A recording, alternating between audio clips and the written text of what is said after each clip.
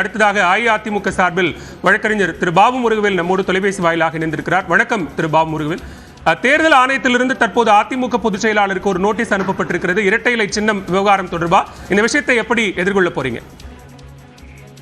அதாவது அண்ணன் தராசு எனக்கும் தோணுது. எனக்கு அதாவது ஒரு கட்சி தொண்டராக ஒரு நபர் ஏதோ ஒரு காரணத்துக்காக ஒரு மனு தாக்கல் செய்கிறார்.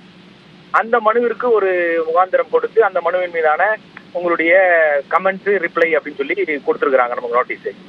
இதெல்லாம் ஒரு பெரிய விசித்திரமாக இருக்கிறது. நாம் இந்த தேர்தல் ஜனநாயக நாட்டில் இருக்கிறோமா இல்லையா என்கிற ஒரு ஐயத்தை ஏற்படுத்துகிறது. அதனால இந்த சூரியமூர்த்தின்றவர் அவர் ஒரு கோட் பேர்டு. அவர் தொடர்ந்து இதே போல ஒரு வழக்கை அனைத்து அண்ணா திராவிட முன்னேற்ற கழகத்தின் மீது தொடர்ந்து தாக்கல் செய்து கொண்டிருக்கிறார் பல்வேறு நீதிமன்றங்களில. அவர் யார்? சூரியமூர்த்தி யார்? இதுக்கு முன்னாடி அதிமுகவில் இருந்தாரா? இப்போ அதிமுகவில் இருக்காரா? அவருக்கும் அதிமுகவுக்குமான தொடர்பு என்ன?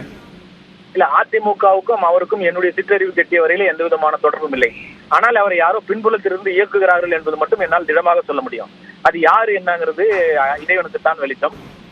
அப்படி இருக்கிற போது தொடர்ந்து இதே போல செய்து கொண்டது. ஆனால் அவர் தாக்கல் செய்திருக்கிற அனைத்து மனுக்களுமே இதுவரையில சென்னை உரிமையியல் நீதிமன்றமாகட்டும், மாவட்ட நீதிமன்றமாகட்டும், உயர்நீதிமன்றமாகட்டும் பல்வேறு நீதிமன்றங்களிலே தள்ளுபடி செய்யப்பட்டிருக்கிறது தொடர்ந்து.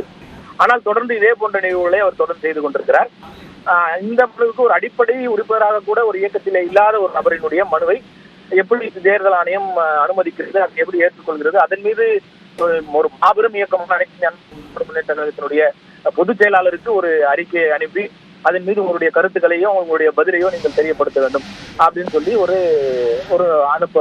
தாக்கீதை அனுப்பி இருக்கிறார்கள். நன்றி திரு பாபு முருகவேல். இணைப்பில் வந்து உங்களுடைய கருத்துக்களை பகிர்ந்து கொண்டமைக்கு நன்றி.